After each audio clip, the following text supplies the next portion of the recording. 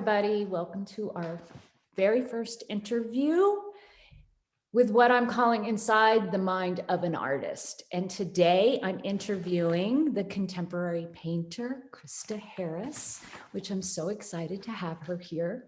Krista is originally from North Carolina, but she's been living in the Southwest in Colorado for over 35 years. And we were just talking about her studio and how she might be really settling down into it and actually expanding her studio, that is, and her work probably because of it. Her work is non-representational, skillfully crafted of acrylics, oils, and mixed media in the pursuit of lush and richly layered surfaces. Welcome, Krista. Hey, Lauren, how are ya? Yeah. So what I want to ask you to begin with is, I know that you had formal training as an artist. And so my first question to you is, what do you recommend for artists in this day and age, in the year 2021 moving forward? Do you think we need academia? And what did academia give you? And what did academia what it lacked? Right. Well, that's a really good question because I've been aware the last few years that there are more and more artists out there that have masters, PhDs. It's much more common for fine artists to go on and pursue their careers through academia than it used to be when I was in school. And I went to East Carolina University and got a Bachelor of Fine Arts degree in painting. And that was in the 1970s? Yeah, I was in I graduated in 79. So yeah, it was in the mid to late 70s. And at that time, the only reason most artists went on to get a higher degree was if they were going to continue to teach, if they were going to teach at a college level or something. So I've been interested in watching that sort of shift and progression. And for me, when I went to art school, it was it was just the biggest gift.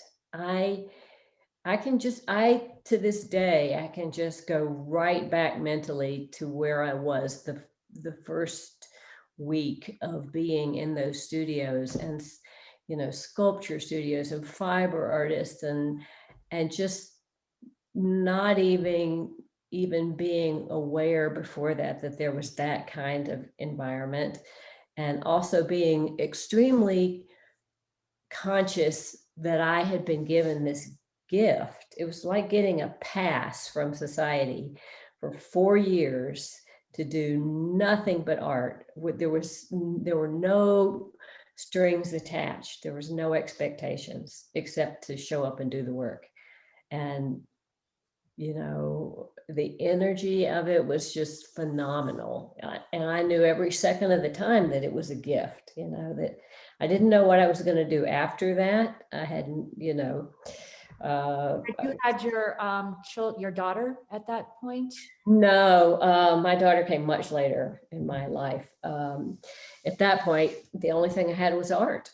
So that's all I had to think about. So from my personal perspective, I would recommend it to anybody that had the opportunity, just because of the gift of time and the opportunity to sort of look at all different areas of art, and figure out where you fit. And do you think that art residencies in this day and age might give the same thing for people?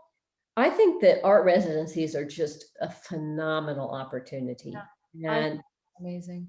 I think it's not as formal or structured, but it provides you a space mentally and a connection. A lot of residencies have multiple artists at the same time. So that offers you that same sort of connection and the opportunity for deep dialogue and discourse and connection. And I think that's invaluable any way you can get it, Yeah. because as artists, once we go to work, we're working alone with our own demons and our own Yeah, and studios. they never go away if we're challenging Never ourselves. go away. Yeah, I Yeah, think like I that the know only the Studio Vermont Studio School. I personally went to Helene Wurlitzer Santa Fe Art Institute and quite a few others. But have you done that?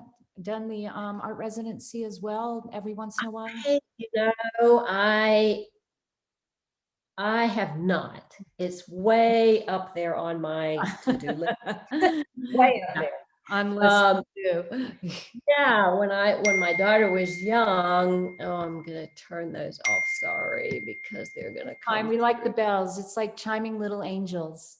Hello, Yeah, we're here. they're big. But you're really popular right now. Yeah, what I would love Not to do, it's popular.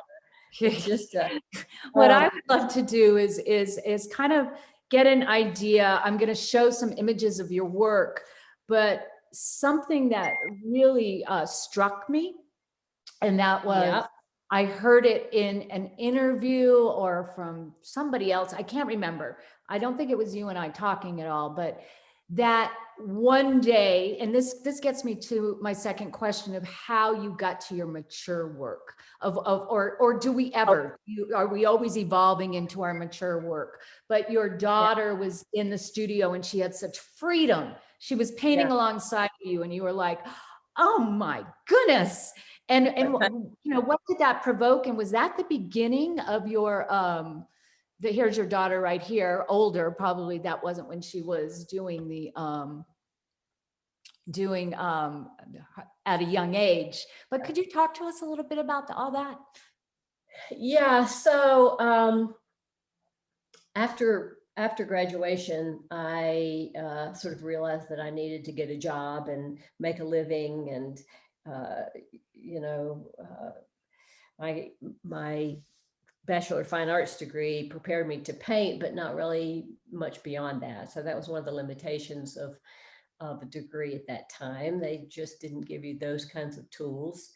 But I was fortunate to go on and work in graphic design for many years. I learned from some just on the fly, and I just fell into some really fortunate circumstances where I was able to work with some really talented people, and I discovered that I loved it.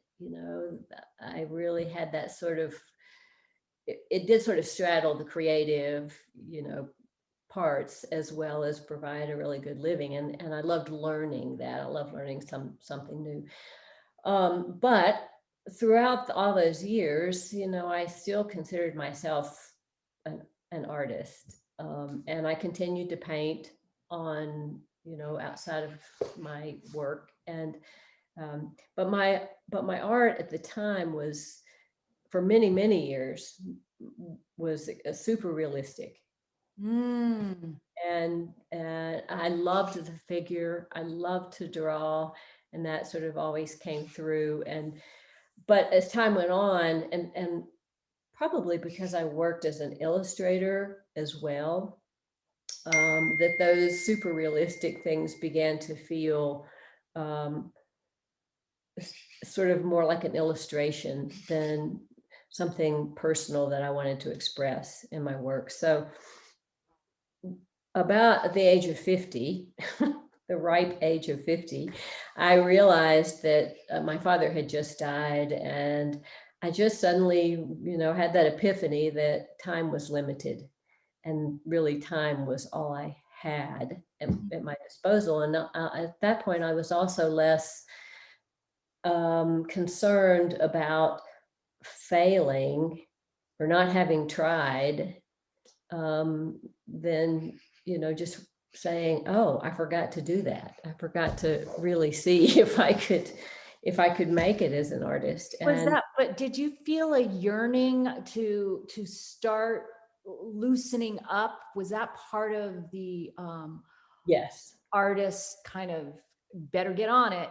Yeah. So you had like almost a premonition or a feeling of where you wanted the work to go. or did it Yeah. happen? I think I just wanted the opportunity to really go deep and explore that and to see where I could take the art or where the art would take me. I wanted to step outside of that comfort zone and Mhm. be in that place of, throwing caution to the wind. And so your daughter kind of influenced you a little Yeah. bit. So what happened? So here I was, mentally, I had made this leap that I was going to give myself a window of time, 6 months or a year. And I sort of put my job on hold and, really invested myself in my studio time. My daughter was maybe 5 at the time, something like that. And she had an easel, had a little, in order for me to be in the studio, I set her up so she could be in the studio. We spent a lot of time there together, but I was meant, artistically in this place where I didn't know what I wanted my art to look like. I mean, I never thought I would become a non-representational artist. I didn't even really know that that was an option. I just knew I was really unhappy or confused about my work, and trying to sort of get a handle on that. And then one day we were in the studio and she had her little crate and barrel easel with the primary colors, in the cups and the paper rolled down from the top. Everything was like, it was like instantly available. You just roll that paper down, pull the lids off the paint. And so I'm in there and I'm kind of putzing around, shuffling around, putting my apron on and, stalling for time. And I looked over at her and she had just, I mean, we hadn't been there 20 minutes or something, but there was a pile of paintings on the floor all around her that she had done. And I sort of had this out of body experience where I could sort of see myself watching her. And I was just sort of standing there in this fog, just thinking, that's what I want. That Wow. I realized in that second, I was watching her just paint so joyously, so freely, without any preconceived notion of what she was going to do, or did she have her apron on, and all these things. She was just painting. That's all it was. She was just painting. And I realized at that moment that's what I wanted, that was the way through, that it wasn't the end product. It wasn't what I wanted my work to look like, that I just wanted the experience of painting, that I wanted that joy. And then the work itself would, magically Well, appear. we got to be in it. We have to be Yeah. present to the presence that we want to convey. And Yeah. children, there are studies. George Land, a scientist, did a study that creativity is unlearned when he was studying creativity for NASA. And that in middle school, that's when the drop happens because we compare and contrast to Yeah. others. That's when I think that voice starts going into our head of, I'm no good, I'm this, because that person's better than me and she can paint or draw shoes better than me. And that the education system doesn't hone in on what part of creativity. Some person might be able to be more free form, another one might be able to draw, and it's not all lumped into art. It's amazing. So to have an experience of watching your daughter and just knowing you wanted the feeling, it's like not a product, but It's a the process. of the art. Yeah. So So that was huge for me. And so I'm going to go through some of the images that you picked to show us today. And let's hear a little bit behind the story behind the story.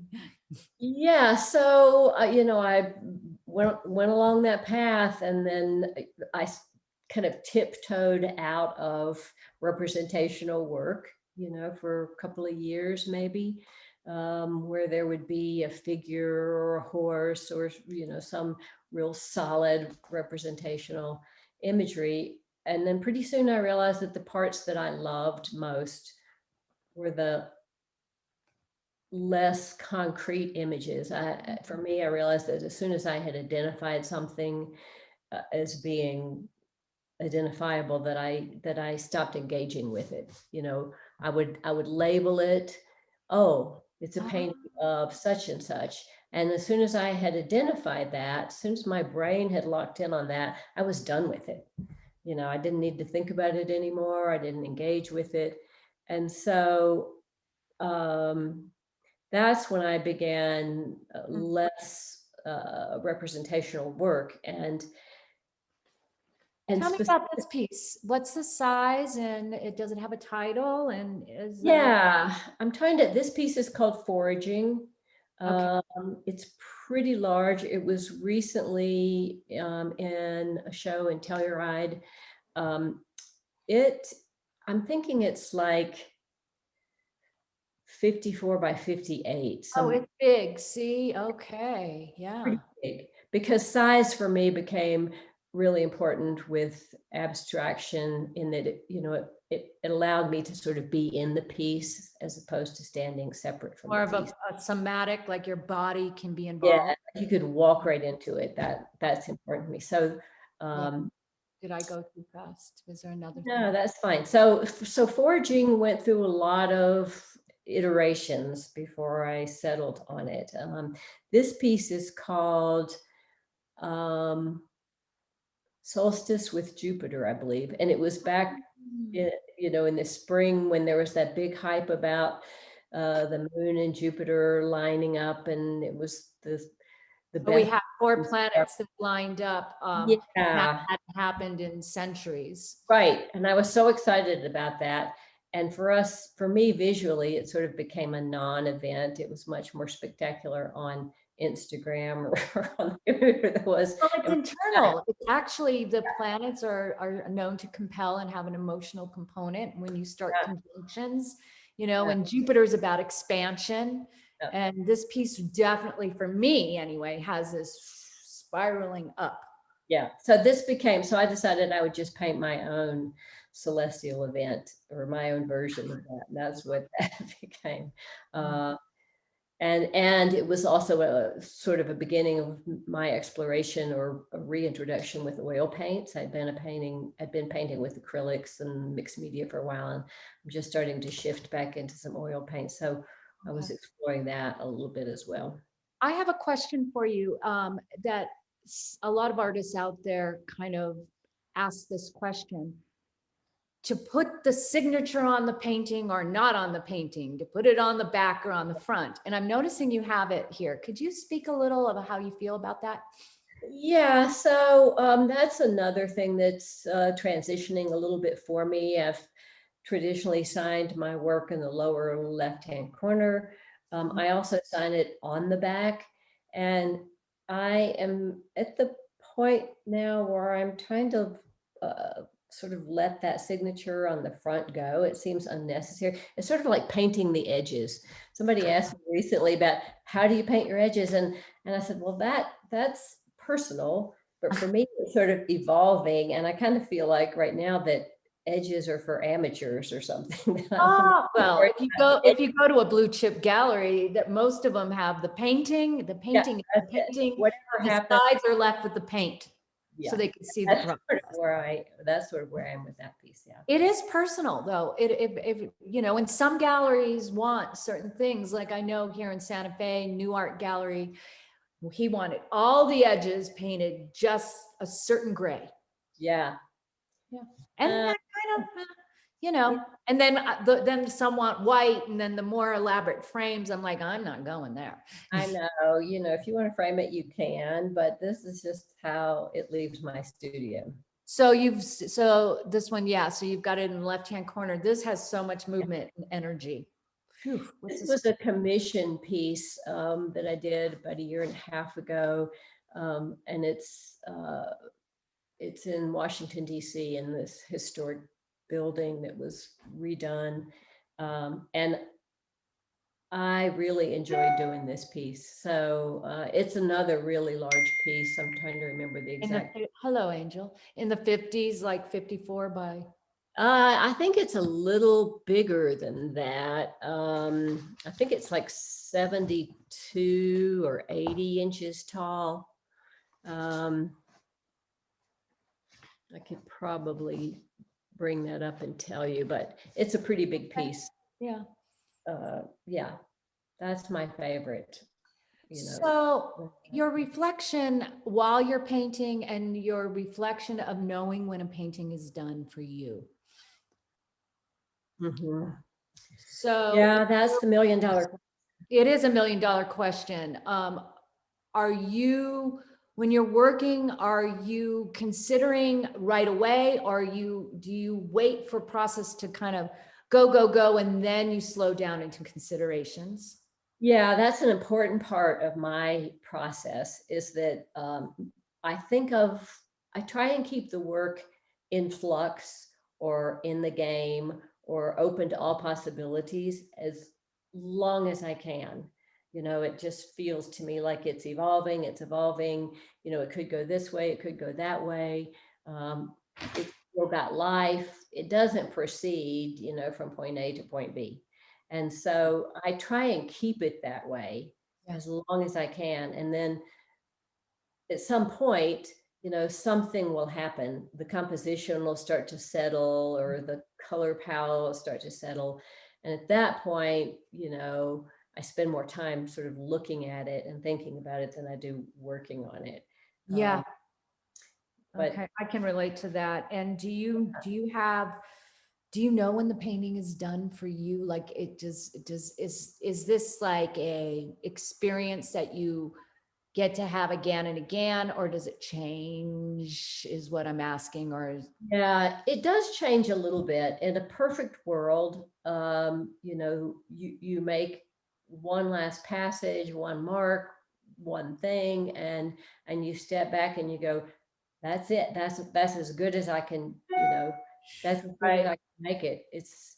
And then if I have to start asking questions to myself, well, I will start asking myself questions about it, whether there's anything that I could do to it that would make it more or less satisfying. If I can't think of anything that needs to be subtracted or added, then I think, okay, it's done. And some of them are done for now. And sometimes I feel like I haven't, I'll put them aside because I feel like I haven't really learned what I need to know to finish that piece. And I'll put them aside for months, and then one day all of a sudden I'll go, that's it. That's what that piece needed. And I'll pull and do it that way. So I have to let the piece decide sort of for me when it's done. I try not to push him out the door too soon. Pat Steer, the painter Pat Steer from New York, she has this documentary, and she said this one passage that I always remembered: the painting is done when it is no longer hungry. I like that. Yeah, I think that's exactly right.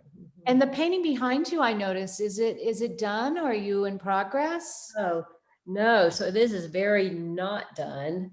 And it was a painting I'd started when I was doing a thing with a friend of mine this spring in Santa Fe for a few days. And I just unrolled it the other day and put it back up on my wall and made some big changes on it. And I left it up for the interview specifically because this, for me right now, feels like one of those paintings that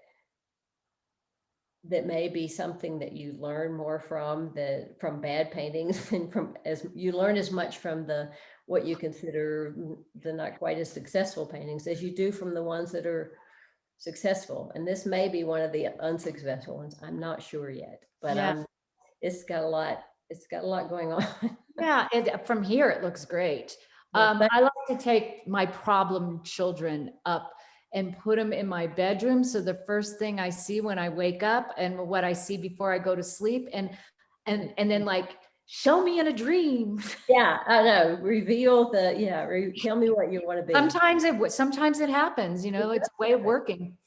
I do believe, and I do really, really, I think that's the intuition part of the process, because I can sometimes come into my studio first thing in the morning and look at something that I think was not working or was working the night before, and in just a split second, if you go longer than a split second, you'll convince yourself one way Yeah, or the it's other. But in true. a split Yeah. second, in a split second, if Oh, it's that's really good, if Krista. it's good or not. And sometimes I can do the same thing by turning the painting to the wall and then flipping it back Okay. around.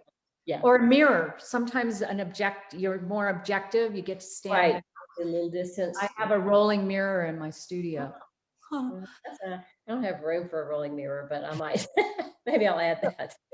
So I want to transition a little, because everything you talk about in your painting process is so valid for people to hear. That we're just human and we're working, and if you had some advice for up and coming artists, or even artists that are professional or struggling or on a roll, what would you say to them? Um, I've thought about this for me personally a lot lately, because I've been painting full time now since 2005. And what I know for myself, and I think it's valid and true for everybody at any stage of the game, is to give yourself the gift of time. Mhm. And by that, I mean, not to be, when we first start, we just have so much to prove and so much energy, and we're just going, going, going. And we're so anxious to, show our work or sell our work or prove that we're not a hobby artist or fraud, or, all those things that That go in the head. that go in your head. And in reality, I feel like giving yourself the gift of time and allowing your art and your journey to evolve and to really grow and solidify. Well, let me And ask this. If you can't go to graduate school or off to an art residency, um, how would you give advice to actually pursue a gift of time? What limitation would you give somebody as advice? Well, the only rule of thumb, and it's kind of a moving target, but I would say that you want your work to be as solid and as strong and as fully developed as you can make it before you put it out into the world. Because once you put it out there, expectations are formed around it. People start weighing in about it, and that's going to drive your process, whether Not you to want mention the it to. commerce part. Yeah. So you kind of lose your freedom to, really push the envelope and to It's like saying to your teenage girl, don't date too young. I know, exactly. Go Don't do enjoy your it. life. Yeah, right. The best studio practice is a closed studio door. That's exactly right. For the longest time, I just had this big sloppy piece of paper that, I'd stick on my door when I was at any particular process, Uh-huh. and say, "Artist at work, do not enter." So because I Yeah. Yeah. I actually more completely.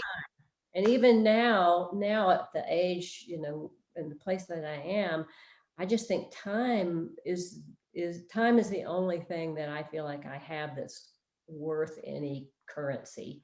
It's worth more than anything is time. So Yeah, and that's so then that gets me, is there another point you want to give some artists? The gift of time. You had written some notes, the importance of doing your own work. yeah, that's another thing that feels harder and harder to do. And the reason I think that that's become an issue for me and probably everybody else is that um, it's the internet and social media and our access to all art all the time, 24/7. And, it can be a fantastic, inspirational avenue, an opportunity to see things being done at venues you never knew about, but it can also be, a real attraction. Well, And there's that compare and contrasting as adults, and yeah, it's insidious. It can yeah, feed into us slowly, and we don't even realize it yeah. You until we don't even wonder why realize we feel that. bad about ourselves. Yeah, we're visual people, so I feel like I'm just kind of constantly taking snapshots, or just the same way I'm looking at my window now at the light or the textures, or whatever's changing. So if you're doing that same thing online, um, Yeah. I think that it's important to leave that stuff out of your studio. That I think your studio needs to be a really sacred place. I Yeah, think yeah. don't bring it You into the studio with you you. also had written like within the importance of doing your own work. Um, Jerry Sauls, Yeah. he has a quote, and it's, "You don't want to be a minor example of someone else's major style of work," which brings us to how you feel about the appropriation, because we all do it to some extent, and where it can fall off the cliff. Yeah. I think that it's a really fine line. And my cliche about that is that there's just a fine line between inspiration and imitation. And, I think we all sort of know when we're veering out of our lane into something else. And that's not, I mean, there's no such thing as an original idea. We're all living and growing on the shoulders of somebody else. But the point is, if you look at other people's work, the important thing is not just what somebody else's work looks like. You have to really think about, if you see something that inspires you, you have to really think about why that inspires you. You have to kind of step back from it. And then you have to know more about not just the surface, not just what that art looks like, but what that artist was doing, and what their inspiration was, and what their goals are. It's really about the story behind the work. It's not the work itself. So you need to go deeper. If you want to really learn and grow from other artists, you have to go deeper, and you have to be really selective about the work that you look at. And You have I totally agree with that. And sometimes it's not easy, because we're confronted with ourselves, our yeah, shadows, our chaos, and yeah, our gifts simultaneously. and our So limitations. eloquently put, Krista. Yeah. Yeah. So that's another sort of my pet peeve at the moment for all artists. And there are a lot of Jerry Sauce has the new that small book that he put out that I just loved. It was called How to Be an Artist. And Jerry Saltz is a critic for the New York Times. And if you follow him, he can be really sort of provocative and contentious, but the book that he wrote is, really just full of encouragement and wisdom. And I'd recommend it. It's a good book for all artists. So I know you teach sometimes. You always called it yourself. I've heard you say, what is it? What do you say? that I'm a reluctant teacher. That you're Yes. a reluctant teacher, but I've heard reports you're a fabulous teacher. And so I'm just curious if you could share just a little bit when you come up against the artists that are stuck because they've learned so many processes, or they're going to all these workshops, and it's not really their fault, because that's how they really feel they need to learn, but you can kind of get stuck. What kind of nudge do you give them to get them into their own beingness? Well, it's individual, and the thing that I love most about teaching is the ability to connect with an artist in person, one-on-one, and spend a little bit of time with somebody and try and get to know their process and where they are with it and where they're trying to take it. And you get a glimpse of that in a 5-day workshop. I try and do some preliminary work with the artist, so I know and connect with them. And But for a lot of artists, they are sort of at that stage where they're just learning and absorbing and experimenting and taking workshops.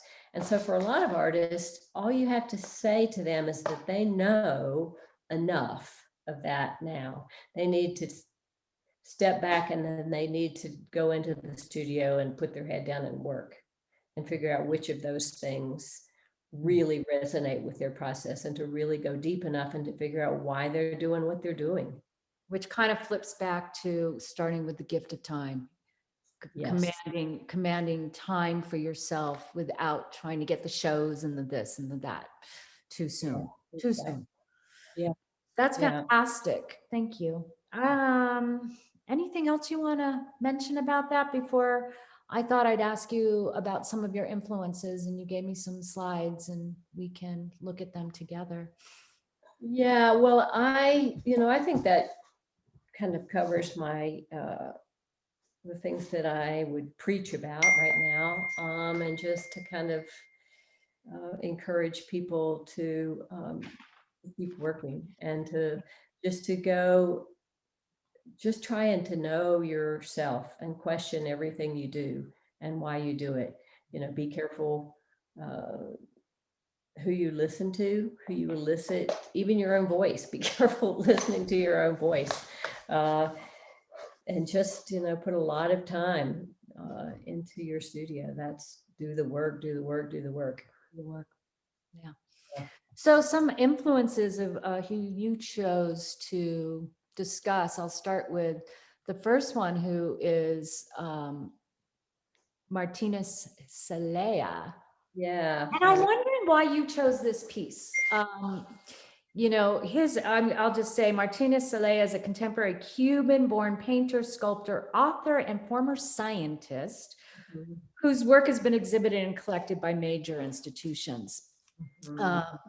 And I personally find his work so sublime, especially when he does these dichotomies of his photographic work with these really almost spiritually moving imagery. And this one's a little different. It has, for me, it has more of a pain factor to it. Mhm. Yeah, so this piece I think I chose. This was from a recent exhibition he did that was a reflection on Kathy Kolowitz's work. That I did not She was, know. Could yeah, you tell the she was. audience a little bit about who Kathy is? Well, Kathy Kolowitz was a printmaker, and I think I might be wrong about this, but I think the majority of her works were woodcuts and lithographs, and they were very graphic, and some of them were very sort of dark and dealt with a lot of human issues, suffering and pain, and so this was sort of an unusual collaboration for him. I mean, he was obviously not working simultaneously with her, but responding, because she's dead, but responding to her body of work. And I think the thing that drew me to this work in particular was just the beauty of the line, and that composition, and the overwhelming scale and human emotion of it. And then the rose, the flower in the front is just is so representational of his work. Yeah, that was going to be my question, especially for artists that appropriate as well. Yeah. How do you respond to an artist you admire, but make it your own, almost like you're having an invisible dialogue? Yeah. Yeah, that's a good point, because I think this is really a good example, and it's sort of like that exhibition a few years ago that juxtaposed Diebenkorn's work with Matisse's work. For me, that was really eye-opening to see how inspirational and influential Matisse had been with Diebenkorn, but how he learned the lessons and made them his own, and that raised his work up. And so I think that's maybe a little bit of what's happening here, but it's really the opportunity to just learn from another artist. He's also a fabulous writer. He wrote a couple of books. I thought I had grabbed the small one from what's it called? The Mindfulness of the Artist. Mindfulness. And you have a few quotes. I actually pulled a few quotes. I thought maybe I'll read yours that you pulled from him. As I got older, I felt the urgency of other questions about all the things that I'm working on now. The relationship between being and self to the past. Right. I think, hang on just a second. Sorry. Looks like I lost my video for a second. Oh, well, I see you just great. You do? Okay. Well, I don't see you, so I'm not going to worry about it. Yeah. Yeah, that small book of his, sort of, I read about it and ordered it years and years ago, maybe 2008 or 9 or something. And when it came, it's a small book that was prepared, over the course of years that he'd been teaching at Anderson Ranch. And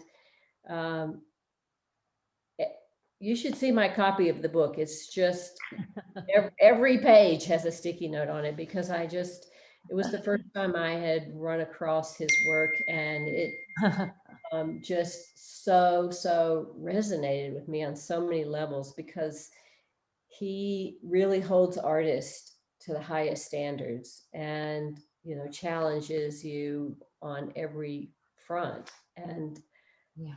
I think is so valid. And He had written, lean on your weaknesses from time to time. Sometimes skills we need are those we don't want to learn. yes, exactly. I mean, and he really nails that for me. So he's just become one of my artistic sort of heroes and mentors on a lot of levels. He just keeps that bar really high for artists. The other quote I like is, some artists think that doubts will eventually subside, but they will not. As you mature, new questions appear that challenge whatever development you have attained. Mm-hmm. So it's like, go to your edge, right? Go to your edge. Go to your edge always. Yeah. And then just keep moving those edges further and further away. Yeah. Anything you want to add about him, or ready to move to the next? I just think that for me, one of the things, well, there are many things about his work and about him as an artist that are compelling, and part of it is his personal history, and his intellect and his paths with quantum physics, and that I think that it's really fascinating, very true, that there's not the separation between art and science that we sort of have imagined there to be, or sort of been told there was, in art and science, we both ask questions. Yeah. And I think, a lot of the synapses in our brain between scientists and artists are firing in the exact same way, because we're asking questions, we're making leaps, we're pushing the envelope all the time, and just kind of looking for our own truth. And so he exemplifies that, I think, for me. Nice. Okay, so this is Amy Silman. Yeah. And there she is. She looks just radiant there. Doesn't she? Yeah, she does. You were saying you were first introduced to her work about 5 years ago by a close friend, and that you've been fascinated with her ever since. And I'm curious of the imagery that you chose of hers, because she does have such a it's almost like she is a Diebenkorn, but with her own energy. Like I've seen some almost Diebenkorn-esque, but she's got more of a flair. Yeah. And she also is able to explore and not just be in one pigeonholing one complete style, right? Yes, exactly. And there's so many things I love about her work, and she is really at the top of her game right now. I think her work employs a lot of sort of contemporary elements that are more like animation or zines or different language altogether. This is That's too. No, Adrian. no, sorry. That's okay. But it has a very graphic element, almost like a little flip book sometimes. And she has said that, she's much more interested in the ugly or awkward parts of life than beauty. Beauty doesn't interest her at all. So she's really pushing that envelope, and she's questioning. She goes into her studio, I think, with doubt and with fear and with angst, and she resolves those issues. So you admire her process. One of the quotes that you said you loved at first was, "I'm always trying to find a visual form of what it's like to think." Yeah.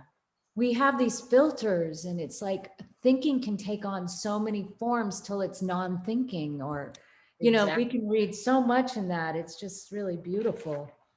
Yeah, I think, her work has a real vulnerable quality. I think it's been described as being gritty, but it has an openness and it's all right there on the surface.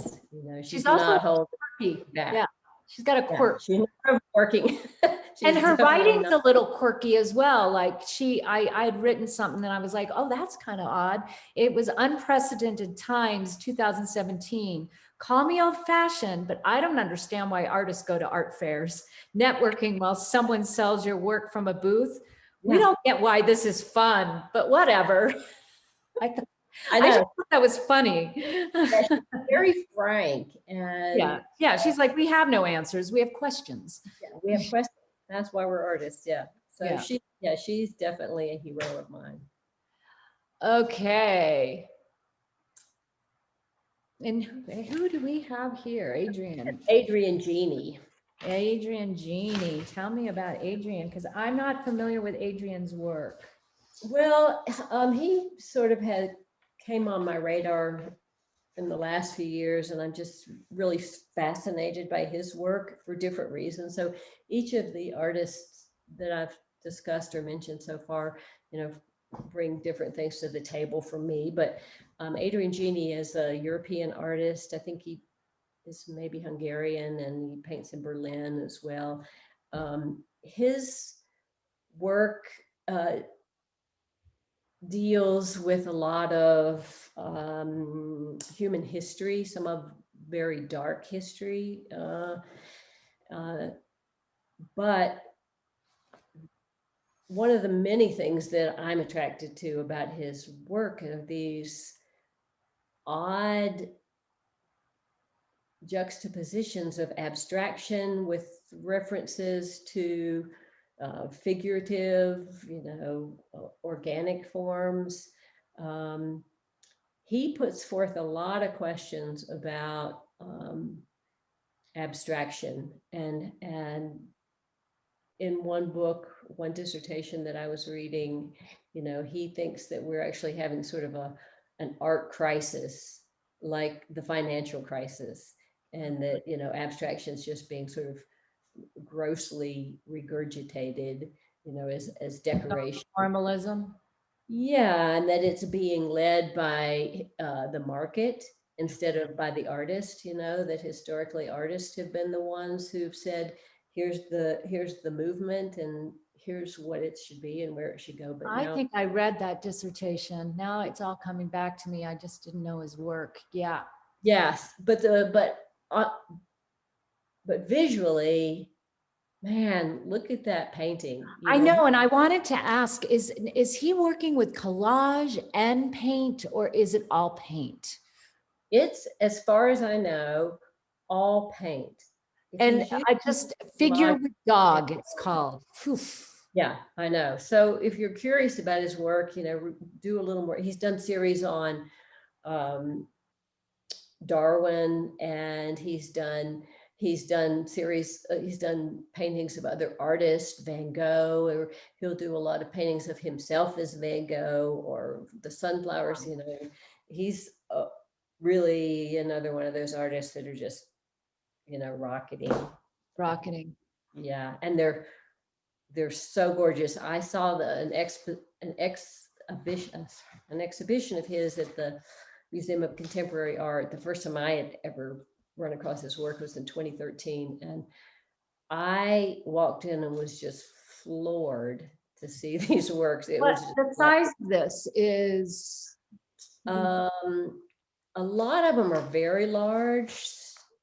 Some Okay. of them are maybe more in the range of, you know, Yeah. 48 by 50 or 60 or something like that, but a lot of them are really large. And he speaks about using the building blocks of abstraction, which he says he's entitled to do, without relying on abstraction as just the only way of working. Mhm. So I think that it's a real interesting, I just think his process and his paths and the questions that he poses are really interesting. But Sort of like, be careful with those adjectives. I'm an encaustic painter. I'm an abstract painter. I'm, yeah, yeah, you're an artist. yeah. He says, I think if I remember this correctly, he said that all painting is abstract. Yes. You Once turn it it upside becomes, down, shape and color. yeah, once it becomes representational, he said it's dead. You And know, I'm not exactly sure what he means by that, but but well, I think what he means, maybe, I'm just speculating, but one idea is it's dead in the sense because the representation is telling us what to think. It's yeah, giving everything away. yeah, Where when abstract is done really well, it's a doorway, it's a portal, it asks more questions. yeah, and it leaves more room for interpretation, which I think is the key, because it depends a lot on the viewer or the moment or the light or Right. the social, political, you know, whatever is And going on. that's not to disparage, representational painters, No, because you that's can not the get such psychological or in emotion and intent, when it's done yeah, really well. I'm thinking more of kind of where it's dead is we're not taking what photography can do now. right. But just think of the work of Edward Hopper, which Yeah. is totally representational. But boy, were there some questions posed there again and again and again. You know, you can't look at that work Yeah, and it's true. How we do the juxtaposition is big. All three of these artists that you chose, they're all writers as well. maybe that's what I really love about them. I love I love artists that write as They well. can articulate it because there's thought behind it, and I'm really, really curious about the thinking Yeah. behind people's work. So Wow, thank you. Is there anything else? I mean, I got a glimpse into you, which is really wonderful, and into your mind of what artists you're, because it changes over time, right? The ones that you're looking at now and are attracted to, and sure. you've some good feedback. Yeah. Yeah, Really. I think in terms of looking at artists, and when I'm teaching, the thing that I come up against or learn about students is I ask, what artists they're looking at or who's inspiring them. And I kind of, more often than not, I see that they're not looking far enough afield or high enough or outside of their style or their genre. I'm saying you should be looking at, younger artists, older artists, fiber artists, people working in light, people just People really. doing theater, people Sure. that are just thinking and Yeah, it's all art, just, beautiful. really keep your horizons big. So Well, thank you so much. yes, this has been so enlightening, and I really appreciate it. Is there anything that you want to share of what goes on in your mind, in the artist's mind, these days while you're painting? Do you have something that is kind of looping at all that you're gnawing on? Well, I think for me, right now, because I had this sort of break, this forced break during the pandemic that everybody had, where a lot of our commitments kind of came to a screeching halt. And Mhm. that allowed for um, a lot of uh, angst and fear to come in, but it also opened the doors for, like, well, I'm not painting for this show, or I'm not doing this teaching or whatever. So I thought, I'm just going to paint. So again, I got to have the opportunity to um, just see what came up. And so that's when I did some I did some figurative work. I did some paintings that the Nice, figure kind of came back in to nice, me, nice. but in different ways. Um, and I just sort of allowed myself to just pull that thread and go down that path a little bit. And So if people want to see your work, would they go to what's your website or any place you they want to? yeah, they can see my work on my website, which is kristaharris.com. On Instagram, you can see current things at Krista Harris Art. And those are my sort of primary two platforms. I try Wonderful. to keep everything up to date, but yeah. That's great. I know.